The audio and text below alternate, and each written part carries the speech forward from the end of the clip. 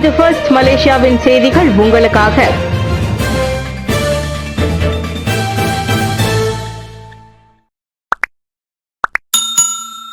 சிறுவன் ஜெயின் ரயான் படுகொலை விசாரணையில் புதிய துப்பு கிடைத்ததே பெற்றோரின் கைதுக்கு காரணம்.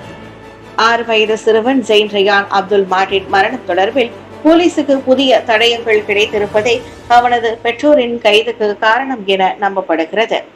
அத்தம்பதியினர் வழக்கறிஞர் முகமது ஜுமாட் அதனை உறுதிப்படுத்தினர். தற்போதைக்கு அது குறித்த எந்தவித யூகங்களும் எழுப்பாமல் போலீஸ் விசாரணைக்கு வழிவிடுவதே நல்லது என அவர் சொன்னார்.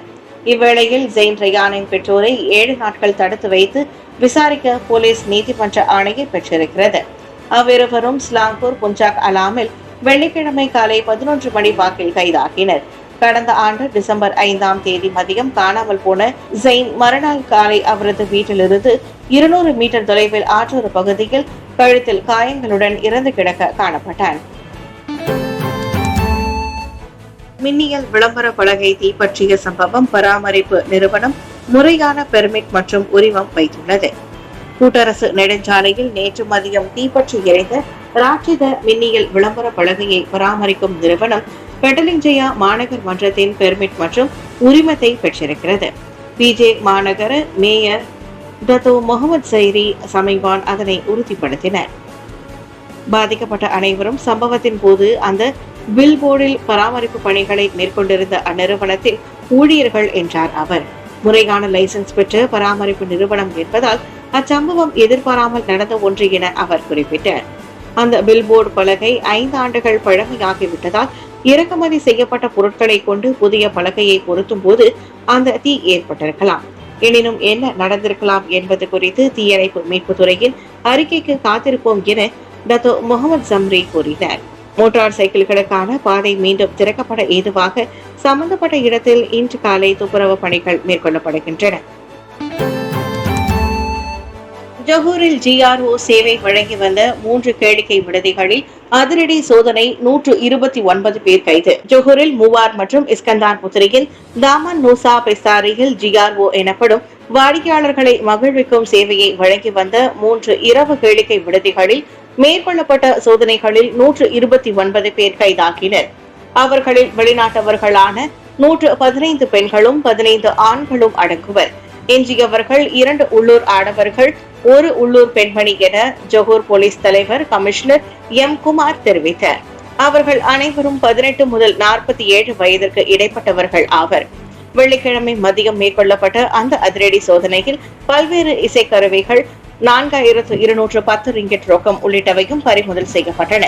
அம்மூன்று கேளிக்கை விடுதிகளில் 2 முறையான பெர்மிட்டை கொண்டிருக்கவில்லை. மற்றொன்று அனுமதிக்கப்பட்ட நேரத்தை தாண்டி செயல்பட்டு வந்துள்ளன. தொடக்கக்கட்ட சிறுநீர் பரிசோதனையில் 7 வெளிநாட்டு பெண்கள் உள்ளிட்ட 10 பேர் போதைப் பொருள் உட்கொண்டிருந்தது உறுதி செய்யப்பட்டது. சிறுவன் ஜெயின் ரயான் படுகொலை விசாரணைக்காக பெற்றோர் கைது. கடந்த ஆண்டு டிசம்பரில் டாமன்சார டாமாயில் கொல்லப்பட்ட ஆட்டிசம் குறைபாடு கொண்ட 6 வயது சிறுவன் ஜெயின் ரயான் அப்துல் மாட்டின் பெற்றோர் விசாரணைக்காக அதிரடியாக கைதாகியுள்ளனர்.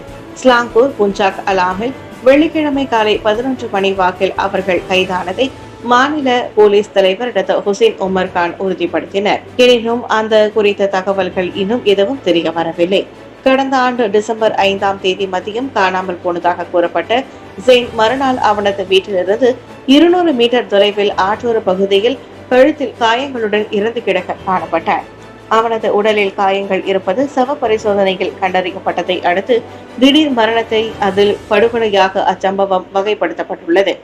ஜெயின் கொலையாளியை கண்டுபிடிக்க உதவும் முயற்சிக்கு தகவல் அளித்து உதவும் நபருக்கு 20,000 ரிங்கெட் வெகுமதி வழங்கப்படும் என ஸ்லாங்கூர் குற்றத்தடுப்பு அறவாரியம் MCPF முன்னதாக அறிவித்திருந்ததும் குறிப்பிடத்தக்கது. நீண்ட நாள் பகையால் நண்பனை அடித்தை கொன்ற ஆடவர் சபாவில் கைது. சபா கோத்தா பெலூட்டில் நீண்ட நாள் பகையால் கிராமத்து நண்பர்கள் இருவருக்கு இடையில் மூண்ட சண்டையில் ஒருவர் அடித்தே கொல்லப்பட்டார். வெள்ளிக்கிழமை அதிகாலை சம்பவம் நிகழ்ந்திருக்கிறது. 48 வயது ஆடவர் தலையில் காயங்களுடன் சாலையோரம் நினைவற்ற நிலையில் இருப்பதாக விடியற் காலையில் போலீசுக்கு தகவல் கிடைத்தது. மருத்துவ குழுவும் வரவழைக்கப்பட்டதில் அந்நபர் உயிரிழந்து விட்டது அதிகாலை 3:30 மணிக்கு உறுதியானது. காயத்தை வைத்து துப்பு துலக்கியதில் அன்றைய நாள் இரவே 42 வயது சந்தேக நபரை போலீசார் கைது செய்தனர். நண்பனை அடித்து கொன்றுவிட்டு தப்பியோடிய அந்நபர் தோட்டம் ஒன்றில் போய் ஒளிந்து கொண்டார்.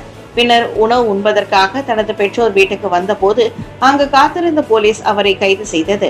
அக்கொலை குற்றவியல் சட்டத்தின் 302வது பிரிவின் கீழ் விசாரிக்கப்படுகிறது. தெனாலி மலையில் சிக்கிக்கொண்ட 2 மலேசியர்களில் ஒருவர் மரணம், மற்றொருவர் பாதுகாப்பாக மீட்பு. அமெரிக்கா அலாஸ்காவில் உள்ள டெனாலி மலை உச்சிக்கு அருகே மே 28 முதல் சிக்கிக்கொண்ட 2 மலேசிய மலையேறிகளில் ஒருவர் மரணமடைந்துள்ளார். இன்னொருவர் மீட்பு குழு காப்பாற்றி நேற்றிரவு ஹெலிகாப்டர் மூலம் வெளியே கொண்டு வந்தது. 5990 மீட்டர் உயரத்தில் மோசமான வானிலையில் சிக்கி 2 தினங்களாக தாங்கள் தங்கியிருந்த பனிக்குகை ஒன்றில் தனது சகா உயிரிழந்ததை காப்பாற்றப்பட்ட மலையேறி உறுதிப்படுத்தினர். அவரின் உடலை வெளியே கொண்டு வருவதில் மீட்பு குழு மோசமான வானிலையோடு பலத்த காற்றோடும் போராடி வருகிறது. குடும்பத்தாருக்கு தெரிவிக்கப்பட்ட பிறகே மரணமடைந்தவரின் அடையாளம் குறித்து அறிவிக்கப்படும் என டெனாலி தேசிய பூங்கா தனது அறிக்கையில் கூறியது. அவ்விருவருடன் மலையேறிய மற்றொரு மலேசியர் ஏற்கனவே ஒரு வழியாக கீழே இறங்கி வந்து ஹெலிகாப்டரால் மீட்கப்பட்டு மருத்துவமனையில் சிகிச்சை பெற்று வருகிறார். ஜொஹூரில் தடம் புரண்டு கால்வாயில் விழுந்த டொயோட்டா வெல்ஃபயர் காரில் இருந்த 3 பலி. ஜொஹூர் பாரவில் டொயோட்டா வெல்ஃபயர் கார் தடம் புரண்டு 2 மீட்டர் ஆழம் உள்ள பெரிய கால்வாயில் விழுந்ததில் 3 உயிரிழந்தனர். அவ்விபத்து இன்று காலை 7 மணி வாக்கில் டூனே ஹோட்டல் முன்புறம் நிகழ்ந்தது. தகவல் கிடைத்து சம்பவ இடம் விரைந்த தீயணைப்பு மீட்புத்துறை காரினுள் சிக்கிக் கொண்டிருந்த 2 பெண்களையும் ஓர் ஆணையும் வெளியே கொண்டு வந்தனர். ஆனால் அம்மூவருமே இறந்து விட்டதை மருத்துவ குழு உறுதிப்படுத்தியது. அவர்கள் முறையே 28 வயது சுவேயேன், 35 வயது ஆவ் சியோன்சன், 31 வயது சுவான்ரோ என அடையாளம் காணப்பட்டது. மேல் விசாரணைக்காக சடலங்கள் போலீசிடம் ஒப்படைக்கப்பட்டன. பூனைகளை சாக்குப்பையில் கட்டி ஆற்றில் வீசி வந்த நபர் கடும் நடவடிக்கை எடுக்க கோரி பரவலாக வலியுறுத்து. பினாங்கு ஜெருத்தோங்கில் மனிதாபிமானமற்ற வகையில் பூனைகளை சாக்குப்பையில் கட்டி ஆற்றில் வீசி வந்த ஆடவர் அடையாளம் காணப்பட்டுள்ளார். அந்நபர் அப்படி செய்வது இது 2வது முறையாகும். ஆனால் யார் கண்ணிலும் படாததால் தப்பித்து விட்டார். எனினும் நேற்று காலை அவரின் செயலை நேரில் பார்த்த சாட்சி இருப்பதால் அது குறித்து போலீசில் புகார் செய்யப்பட்டுள்ளது. சம்பந்தப்பட்ட நபர் கைதாகி நீதியின் முன் நிறுத்தப்பட வேண்டும் என மலேசிய விலங்குகள் நல சங்கத்தின் தலைவர் அரித்வி ஆந்திகா வலியுறுத்தியுள்ளார். 2015 விலங்குகள் நல சட்டத்தின் கீழ் தக்க நடவடிக்கை எடுக்கப்படும் என பெரிதும் எதிர்பார்ப்பதாக அவர் சொன்னார். கட்டியிருந்த சாக்குப்பையை ஆற்றிலிருந்து ஒரு ஆடவர் எடுப்பதும், அவிழ்த்து பார்த்தால் அதில் பூனை மடிந்து போய் கிடப்பதும் வைரலாகி உள்ள 1 நிமிட காணொலியில் தெரிகிறது. குளம் வெடித்து ஆற்றில் அடித்து செல்லப்பட்ட விலை மதிப்புள்ள அரோவனா மீன்களை திரும்ப பெறும் எண்ணம் இல்லை, உரிமையாளர் அறிவிப்பு. ஜொஹூர் குளுவாங்கில் தனது மீன் வளர்ப்பு குளம் வெடித்ததில் ஆற்றில் அடித்து செல்லப்பட்ட ஆயிரக்கணக்கான அரோவானா மீன்களை அவற்றை பிடித்து பொதுமக்களிடம் இருந்து திரும்ப பெற அதன் உரிமையாளர் எண்ணம் கொண்டிருக்கவில்லை. அடித்து செல்லப்பட்ட மீன்கள் கொஞ்சம் நஞ்சம் அல்ல. அவற்றின் எண்ணிக்கை 15,000 முதல் 18,000 வரை இருக்கும். அவ்வளவு மீன்களையும் திரும்ப பெறுவது என்பது நடக்கும் காரியம் அல்ல. அதோடு அது ஒரு சிரமமான வேலை என்பதை இங் ஹா பாவ் ஒப்புக்கொண்டார். சிதறியோடிய மீன்கள் சிதறியோடியதாகவே இருக்கட்டும் என்றார் அவர். மில்லியன் கணக்கில் தனக்கு நட்டம் என்றாலும் அவற்றை பிடித்த அல்லது சமைத்து சாப்பிட்ட உள்ளூர் மக்கள் மீது தமக்கு கொஞ்சமும் கோபம் இல்லை என்றார் அவர். அடிப்படை வசதி கட்டமைப்பு திட்டமே தனது மீன்குளம் வெடிப்பதற்கு காரணம் என கூறிக்கொண்ட அப்பாவ் அது குறித்து அதிகார தரப்பு விசாரணை நடத்த வேண்டும் என கேட்டுக்கொண்டார். குளத்திலிருந்து அடித்து செல்லப்பட்ட அந்த அரவணா மீன்களை பிடித்து ரெங்கம், கம்புங் தெங்கா பகுதி வாழ் மக்கள் அவற்றை ஒப்படைப்பதற்கு முன் உரிமையாளரை சந்திக்க வேண்டும் என முன்னதாக கூறியிருந்தனர். தலா 10,000 ரிங்கிட் மதிப்பை கொண்டதாக கூறப்படும் அந்த அரவணா மீன்கள் தானாக வந்து சிக்கியதில் கிராம மக்கள் அவற்றை சமைத்து விருந்துண்ட சம்பவம் வைரலானது குறிப்பிடத்தக்கது. பொந்தியானில் காணாமல் போன ஆடவர் சடலமாக மீட்பு. கோழிக்கூண்டின் முன்புறம் காரில் இறந்து கிடந்தார். ஜொஹூர் பொந்தியானில் மே 21ஆம் தேதி முதல் காணாமல் போனதாக கூறப்பட்ட ஆடவர் 10 நாட்களுக்கு பிறகு காரில் சடலமாக மீட்கப்பட்டார். பாரிட் பாரு காயு அரா பசாங் என்னும் இடத்தில் கோழிக்கூண்டின் முன்புறம் நின்றிருந்த காரினுள் வெள்ளிக்கிழமை காலை 10 மணி அளவில் அச்சடலம் கண்டெடுக்கப்பட்டது. ஓட்டுநர் இருக்கையில் 31 வயது அவ்வாடவரின் உடல் அழுகு தொடங்கிய நிலையில் மீட்கப்பட்டதை வைத்து பார்க்கும்போது அவர் இறந்து சில நாட்கள் ஆகியிருக்கலாம் என போலீஸ் நம்புகிறது. இறந்தவரின் குடும்பத்திற்கு தகவல் தெரிவிக்கப்பட்டு சடலத்தை அடையாளம் காண பொந்திகான் மருத்துவமனைக்கு அழைக்கப்பட்டுள்ளனர்.